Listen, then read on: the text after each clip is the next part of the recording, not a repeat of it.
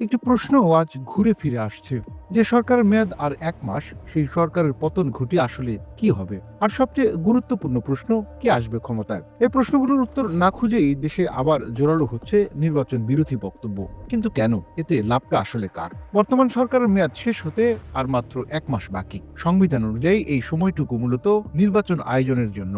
এই মুহূর্তে সরকার পতনের ডাক দেওয়ার মানে কি? সংবিধান ভাঙা, প্রশাসনিক শূন্যতা, নাকি নতুন করে অরাজকতার দরজা খুলে দেয়া? ইতিহাস বলে ক্ষমতার শূন্যতা কখনোই জনগণের পক্ষে যায় না। এই শূন্যতায় ঢুকে পড়ে অদৃশ্য শক্তি, অগণতান্ত্রিক এজেন্ডা আর কখনো কখনো বিদেশি প্রভাব।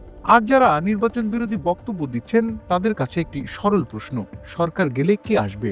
কোনো নাম নেই, কোনো রোডম্যাপও নেই, কোনো গণভিত্তিক ম্যান্ডেট নেই। নির্বাচন ছাড়া ক্ষমতায় আসার একটাই রাস্তা, অগণতান্ত্রিক রাস্তা। আর সেই রাস্তা হাদির রক্তের সঙ্গে যায় না, সেই রাস্তা ইনসাফের ধারণার সঙ্গে যায় না।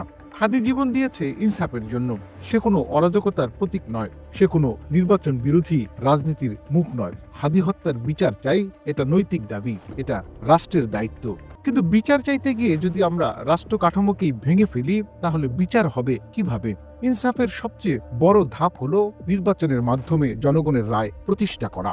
এখন একটা প্রশ্ন আরো স্পষ্ট: এই নির্বাচন বিরোধী বক্তব্যে লাভটা কার? হাদির পরিবারের? না। সাধারণ মানুষের? না। গণতন্ত্রের?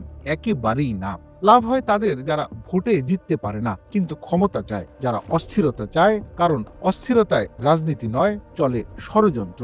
ইনকালাব মঞ্চের ভাই বোনদের উদ্দেশ্যে বলছি, আপনাদের প্রতিবাদ মূল্যবান, আপনাদের আবেগ যৌক্তিক, কিন্তু ষড়যন্ত্রে পা দেবেন না। আপনাদের শক্তি যেন ব্যবহৃত না হয় নির্বাচন ধ্বংসের হাতিয়ার হিসেবে। হাদির স্পিরিট মানে ন্যায়, ইনসাফ আর জনগণের রায়ের প্রতি শ্রদ্ধা। এই দেশে নির্বাচনের কোনো বিকল্প নেই। নির্বাচন ছাড়া ইনসাফ অসম্ভব। নির্বাচন ছাড়া গণতন্ত্র কল্পনা করা যায় না।